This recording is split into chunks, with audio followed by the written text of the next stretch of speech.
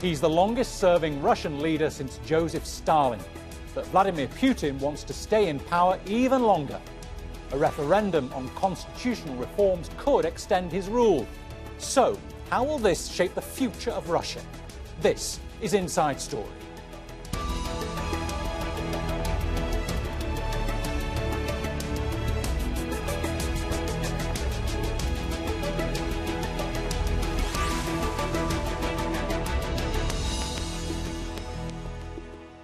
Hello, welcome to the programme. I'm Bernard Smith.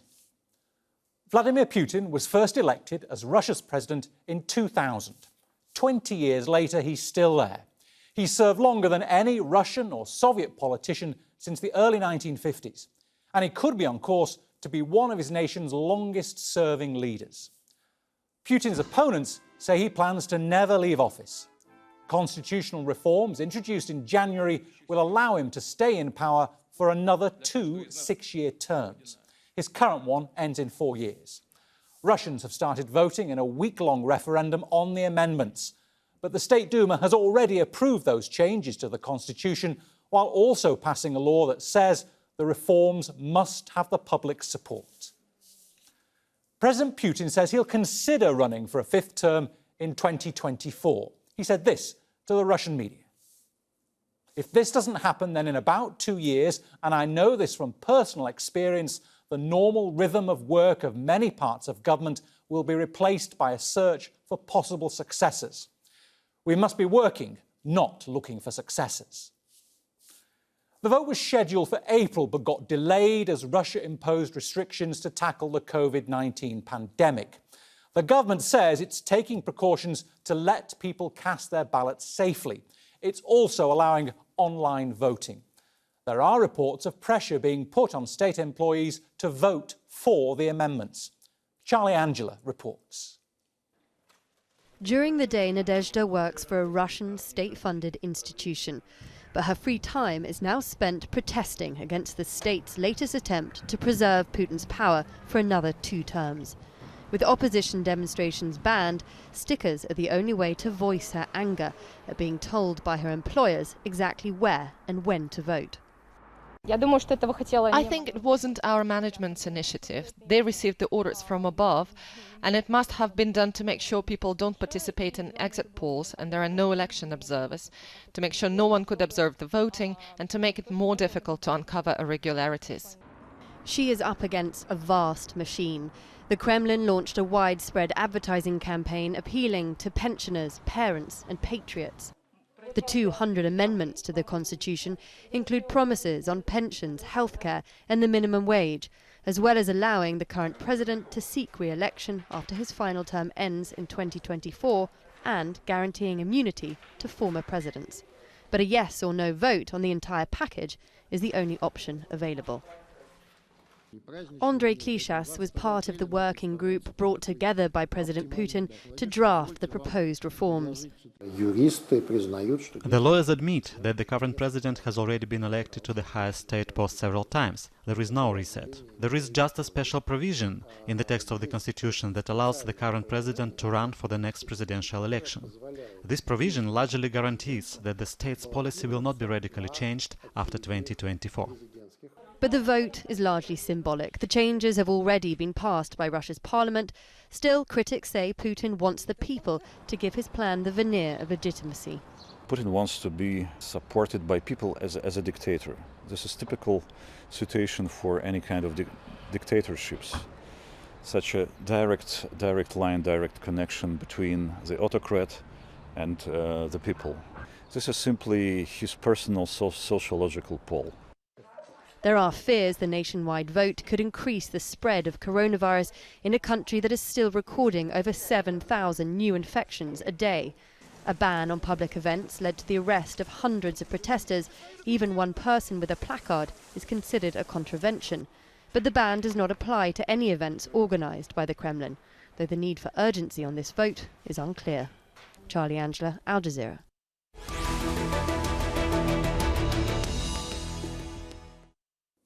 Let's bring in our guests. In Moscow, we have Andrei Fedorov, Director of the Fund for Political Research and Consulting and a former Deputy Foreign Minister of Russia. In Washington, D.C., Jim Jatras, a former US diplomat who served on the USSR desk at the State Department, and he was also a foreign policy advisor to the US Senate Republican leadership. And also in Moscow, Alexander Solovyev, Moscow division chairman at the Party of Changes and former assistant to the independent member of parliament, Dmitry Gudkov. A warm welcome to you all. I'll start first of all with you, Andrei. Why is Vladimir Putin going to so much effort to make it look like these constitutional changes are, in a sense, democratic? Why give it that veneer? First of all, he is willing to make the main thing in his life is to continue program of changes, what he's considering the program of changes, and he needs as much as possible legitimization of continuation of his work as a president of the Russian Federation. Of course, now with the adoption of these amendments, he can stay up till 2036, the longest term in the history of Soviet Union and Russia.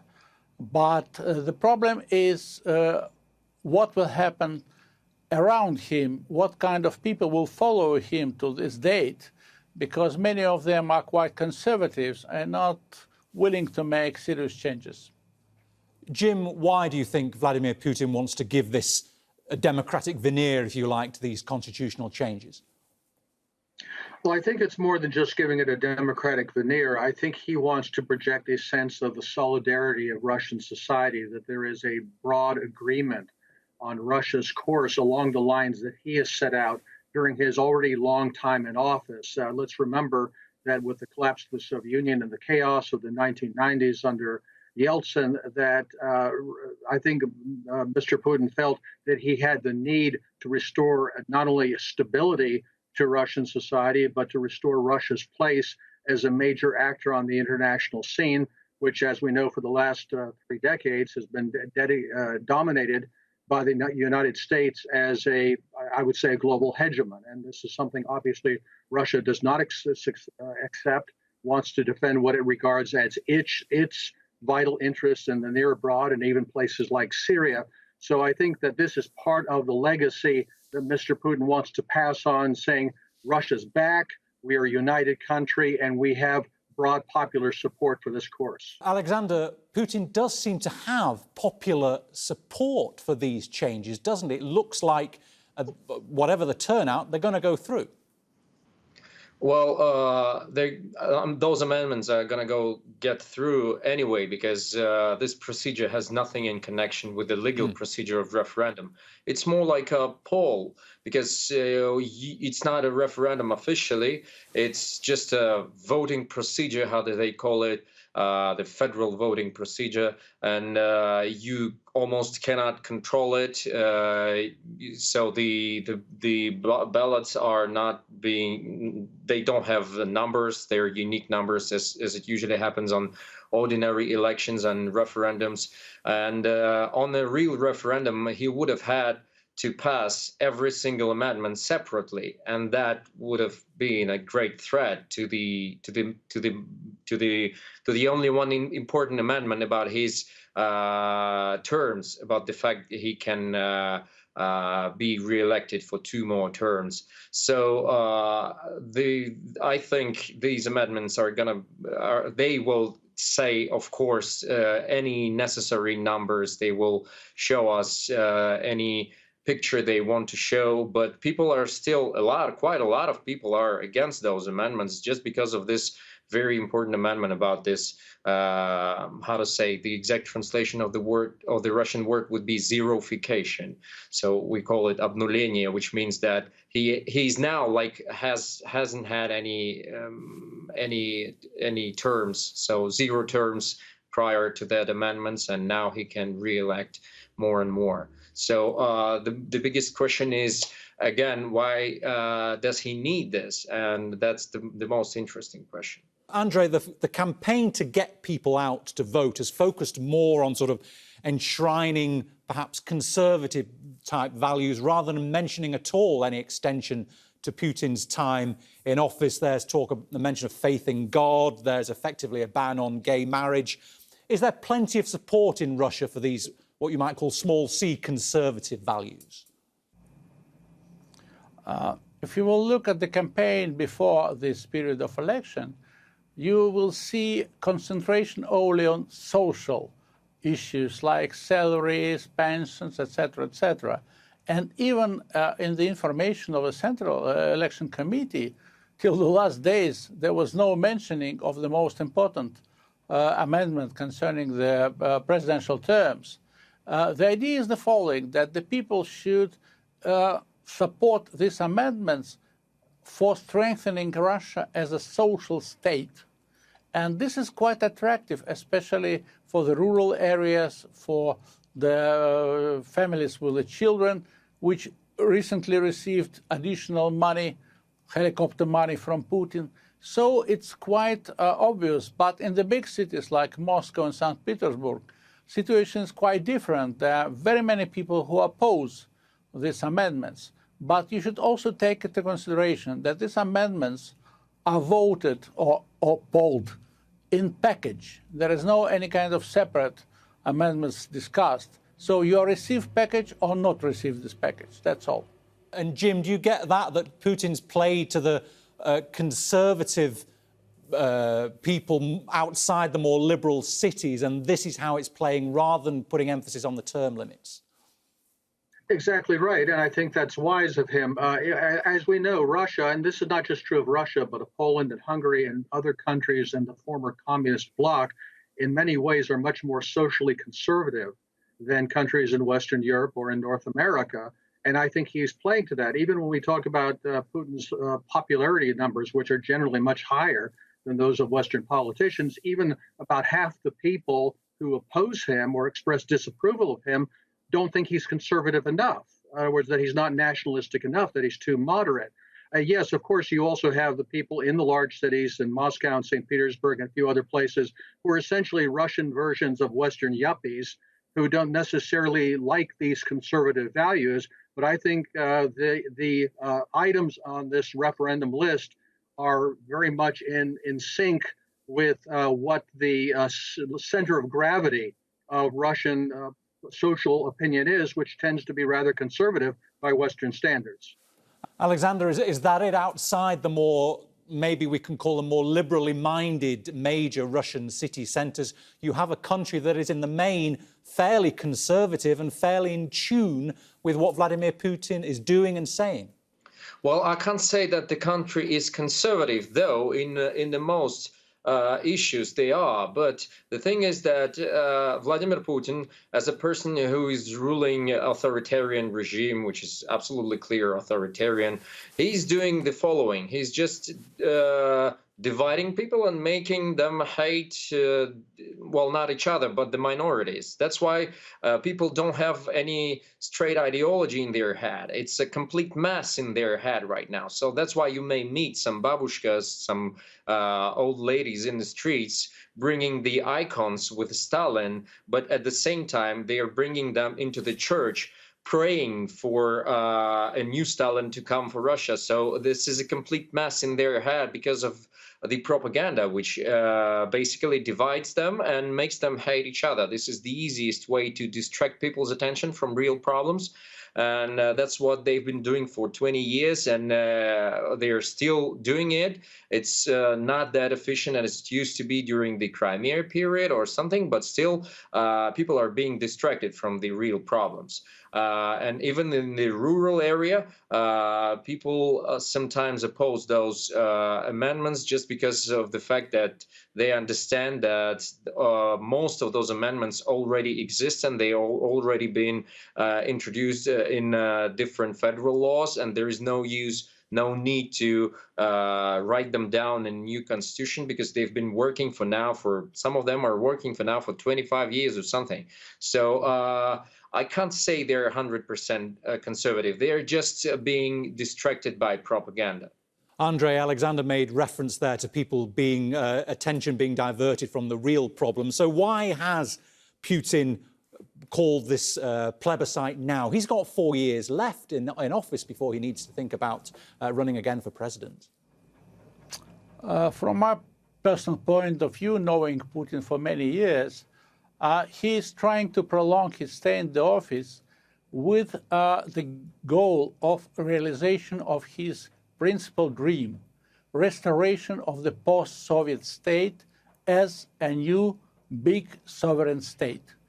It will take time, and he understands that in 4 years he cannot complete this idea of creating a kind of mini Soviet Union in the future.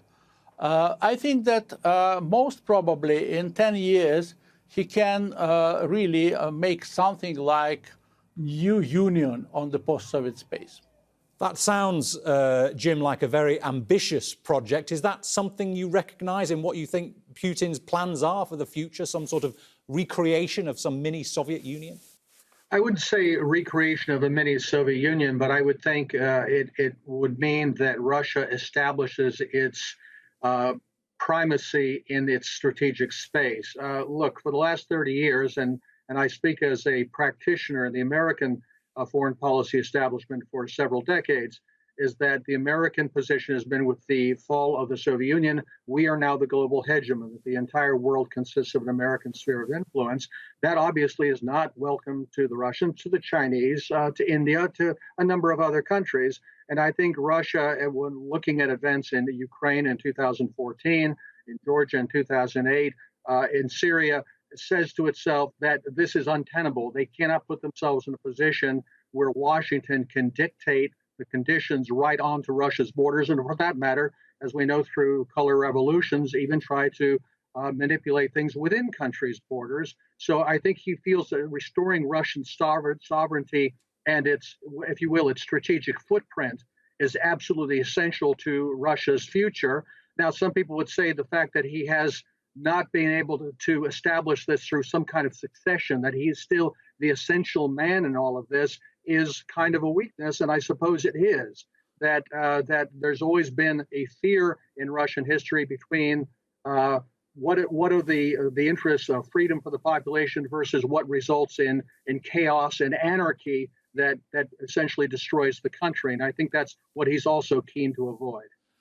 Alexander, can I ask you, have the opposition had a trouble trying to mobilise people who might vote no to these changes? They have there's a recession on its way, oil prices are low, Putin's ratings are low, but yet the opposition seems to have struggled to get the no vote out. Has it? Well, unfortunately, the biggest problem of the opposition right now is the fact that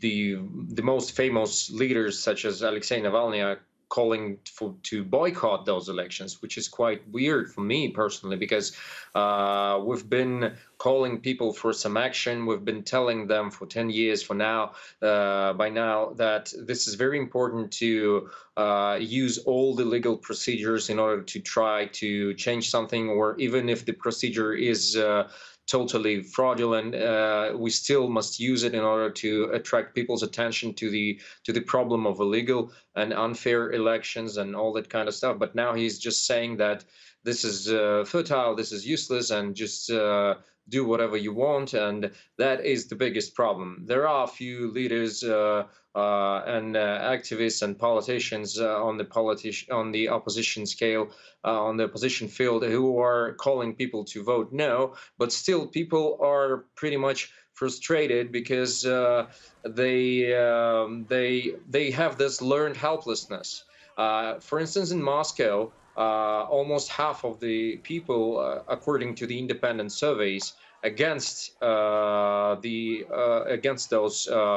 amendments, but almost half of this half are not going to go to vote. So this is very sad. But at the same time, we may say that the authorities are doing just exactly this thing. I mean, they're trying to make adequate and people who are against those amendments, they're trying to make them not to go to vote. You can easily be against those amendments, but just please sit home. We will bring our people who depend on the budget, whose salaries depend on the budget, so we will make them vote, and that's going to be totally fine. Okay. And Andrei, what does this vote mean for Russia's relationship with particularly the US and Europe? I'm saying that, Mr. Putin has already made Russia something of a pariah, annexing Crimea, invading eastern Ukraine, murder and attempted murder of opponents abroad. These have all brought sanctions. But might the US and Europe be forced to throw in the towel and just try and reintegrate Russia again, despite what Putin does? The foreign policy of Russia within the last years became more and more anti-Western foreign policy. The question is that we have now the lowest level of relationship with the United States. We have conflicts with European Union, continuation of the sanctions. And the question for Putin, the main question for Putin, is not to improve these relations, but to have a right, good field for maneuvering in his relations with the West. And let's not forget that during these last years, we are strengthening our relationship with China. And I think that in the coming year, these relations with China will be even more stronger, including possible a kind of military alliance. It's mainly, of course, against the United States. OK. Well, Jim, if Russia turns to China, how does Russia and Europe deal with somebody who could essentially become president for life? Well, first off, on the question of turning to China, I don't think there's any if. I mean, that is where Russia's future orientation is toward Eurasianism. I don't think that was Russia's first choice. It's certainly not Mr. Putin's first choice. I think that he wanted to have a good relationship with the West. And let's keep in mind, too, that President Trump, when he ran for office in 2016, also ran on a platform of improving ties with Russia, which he was prevented from doing with this so-called Russiagate hysteria we've been living in for over 3 years. That's not going to change. I think Putin is realistic enough that the prospects for any genuine improvement in ties with the West, and especially with the United States, are simply not going to happen. So rather than standing there on the doorstep with a bundle of flowers like some kind of a jilted suitor, he's going to look somewhere else. And that, I think, is really the only alternative. At the same time, however, we see that there are people, particularly in Europe, that realize that they do have to have some kind of relationship with Russia. The Germans are keen to press ahead with Nord Stream 2, no matter what people in Washington think. So maybe there's some running room for Russia there, but I think that has to be put into the broader context of Eurasian integration. OK, and Alexander, then, how do you want to see the European Union, the UK and the US adapt its relationship with Russia? Should they just accept that President Putin is going to be the president for life, or is there more pressure they can bring? Well, I can only repeat what I'm telling all the time when some foreigners ask me, well, what are you proposing for foreigners to do? What I'm saying is that the Western countries should finally make the clear distinction between Putin and his cronies and his regime and Russia. Because sometimes they say, Western politicians keep saying that, yes, we totally understand that those are different things, but still they're trying to make an agreement with Putin without understanding that Putin is acting like a bully in the school. As long as you're trying to make an agreement with the bully, you're giving him, I do not know, 5 candies or $5. You're saying, you don't touch me. Then he will sooner or later come back and say, give me more candies or more dollars. And you'll say, why? We had an agreement. But he will respond that you have more, so I don't care. And that's the problem of Putin. He does not associate himself with the future, probably. Well, he probably associates himself with the future of this country. But the problem is that he's not being driven by national interests. He's being driven by his personal interests, by his very personal things in his mind, which is quite deprived from reality. And that's the biggest problem of Russia right now, because our authorities and our country, those are two completely different things. Okay. People just want their lives to get better and better, but the authorities just don't care about people. They care only about staying in power forever. And the guy who's in head of this bunch of people willing to stay in power forever, he's quite deprived from reality. That is the problem. Unfortunately, gentlemen, we're out of time, but thanks to all of you, to Andrei Fedorov, to Jim Jatras and to Alexander Soloviev. And thank you, too, for watching. You can see the programme again anytime by visiting our website aljazeera.com.